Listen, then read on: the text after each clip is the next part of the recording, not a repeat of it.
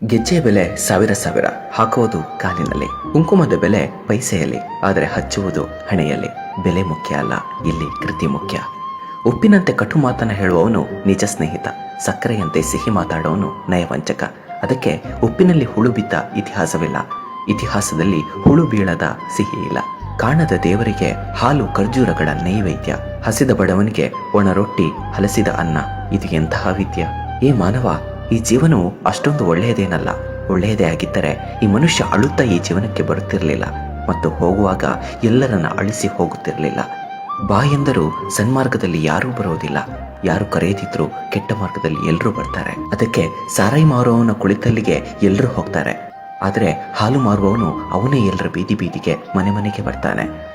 ಹಾಲು ಮಾರುವವನಿಗೆ ಕೇಳ್ತಾರೆ, ಹಾಲಿನಲ್ಲಿ ನೀರು ಬೆರೆಸಿದ್ಯಾ ಅಂತ. ದುಪ್ಪಟ ಹಣ ಕೊಟ್ಟುಕೊಂಡ ಸರಾಯಿಗೆ ತಾವೇ ಕೈಯಾರ ನೀರು ಬೆರೆಸಿ ಕುಡಿತಾರೆ. ವಾರೆ ವಾವ್ ದುನಿಯಾ! ಮದುವೆ ಸಮಾರಂಭದಲ್ಲಿ ಮದುಮಗ ಹಿಂದೆ, ದುನಿಯಾ ಮುಂದೆ. ಶವಯಾತ್ರೆಯಲ್ಲಿ ಹೆಣ ಮುಂದೆ, ದುನಿಯಾ ಹಿಂದೆ ಹಿಂದೆ.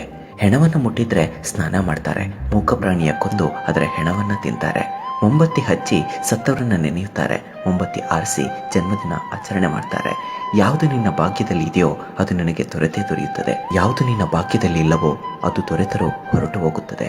ಇದುವೇ ಸತ್ಯ. ಊಟದ ಬೆಲೆ ಬಡವನಿಗೆ ಗೊತ್ತು, ಶ್ರಮದ ಬೆಲೆ ರೈತನಿಗೆ ಗೊತ್ತು. ಹುಟ್ಟಿದಾಗ ಜಾತಕ, ಮಧ್ಯದಲ್ಲಿ ನಾಟಕ, ಸತ್ತಾಗ ಸೂತಕ, ಆದರೂ ನಿಲ್ಲಲ್ಲ ಜನರ ಮಾತಿನ ಕೌತುಕ. ಅನ್ನವೇ ಸಕಲ ಜೀವಿಗಳಿಗೂ ದೇವರೆಂದ ಬಸವಣ್ಣ, ಇದು ತಿಳಿಯದೆ ಮೂಢಾತ್ಮರಾದರು ಎಷ್ಟೋ ಜನ. ಬರೀ ಕಣ್ಣಿಂದ ನೋಡಿದ್ರೆ ಎಲ್ಲರಲ್ಲೂ ದ್ವೇಷ ಕಾಣುತ್ತೆ, ಒಂದ್ಸಲ ಹೃದಯದಿಂದ ನೋಡಿ ಇಡೀ ಜಗತ್ತೇ ಸುಂದರವಾಗಿ ಕಾಣುತ್ತೆ.